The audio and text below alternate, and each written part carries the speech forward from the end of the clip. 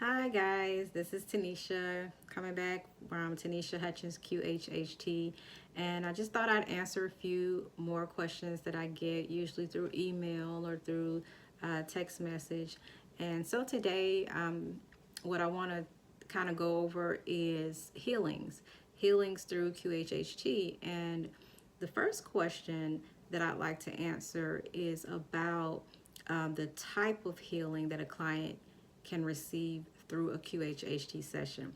So the type of healing that a client can receive through a QHHT session is mental, physical, emotional, spiritual, and or psychological. So a client could receive all or one or two or three of these types of healings in one QHHT session. There is no need for 2 and 3 sessions. A lot can be taken care of in that first session. So those are the type of healings that could occur. Now, the next question that I would like to answer is what would allow a healing to occur? And what would allow a healing to occur is if the client has come into agreement with themselves that they are ready to be healed and it is time for them to be healed. So they basically come into agreement with their higher self that yes, I'm tired of this. I'm ready to be healed. Then number two, the next, it would be, I would say, the body sends messages, right? So the body is always letting us know that there is something wrong. And when it comes to illnesses and ailments and things like that, that is the body letting us know that something is wrong. So those messages could either be coming from a past life or a current life. It doesn't necessarily matter where it's coming from. It's now the client is being exposed to the message, where the message is coming from, and why the message even exists. And so once the client has fully received the message, understand where it has come from, why it even exists, and they accept it, and normally they will have an emotional release when they accept the message. And at this point, this is when healing can occur, because now the messages that the body is sending is no longer needed. It's no longer necessary. The client has received it, they have accepted it, and they can move on now with their life.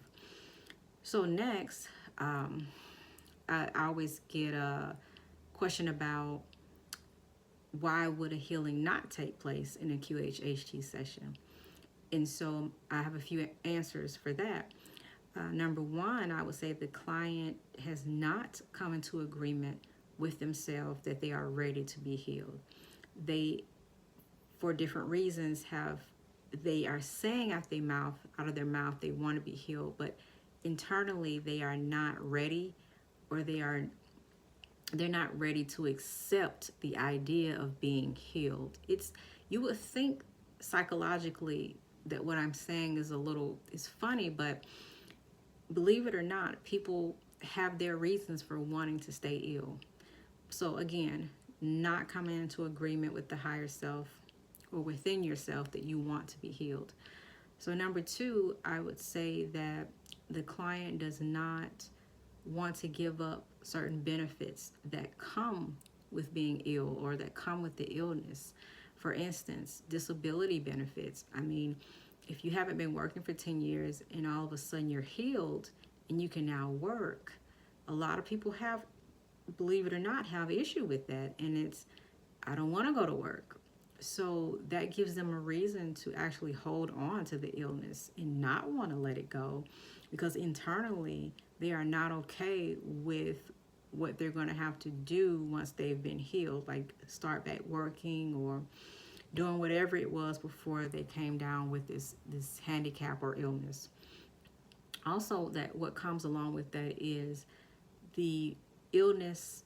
For some people, it gives them identity, and they've been living with that identity for 5, 10, 15, 20 years, and to just lose that part of their identity is very strange for them, and very uncomfortable, because now they have to find a new identity, you know, and that can be pretty scary for some people, especially older people. If you've been known for, I don't know, you've been known for to be sickly, and you like the way people treat you, and reach out to you and sympathize with you and come visit you, you know, because you're the sickly person, you might not want to let go of that identity, because now who's going to come and visit you? Who's going to announce your I mean, you know, whatever it is that comes with that identity, and of what you're used to, what a person is used to. I know it sounds strange, but trust me, these are reasons. Another one that a person wouldn't be healed is because the illness or handicap was planned by the client long before they reincarnated back into this life. So they either plan to have this on purpose to either resolve some karma obligations, or there was a specific or particular lesson that they wanted to learn in this lifetime, and it could only be done when certain factors were in place, like a particular illness or of some sort. And so that illness or handicap is the catalyst of them learning that lesson. So that would be another reason why a person would not get that instant healing through a QHHT session, because the higher self, our higher selves, are not going to void the free will. And when we created or planned to have whatever it is we have in this lifetime, that was our free will to have it. And so our higher selves are not going to it's not going to void that or try to undo that. And therefore, the higher self would let you know, hey, you pre-planned this because of certain lessons you needed to learn, that you felt you needed to learn. So this cannot be undone. So just wanted to answer those in this particular video. So just to recap, we went over the type of healings that a person could have in a QHHT session. We went over why a healing could occur, and or when a healing can occur. And then we also went into what would cause a healing to not occur in a QHHT session. So I hope that this was helpful to many of you all. So I would definitely want you to, before you even think about having a session and spending your money, make sure that you have resolved whatever internal conflicts that you would have. Because if you were to be healed tomorrow, are you okay with that? Do you accept that? You know, are you willing to have a new life now? Are you willing to go back to the life that you had before the illness?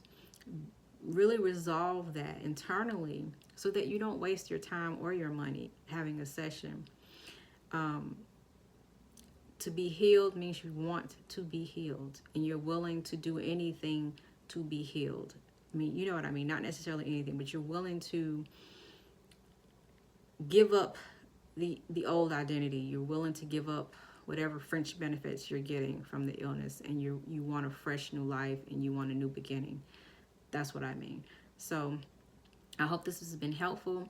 Thank you so much for following me. Please remember to hit the like and the share button and subscribe. Thank you, and I will see you guys on the next video. Thanks.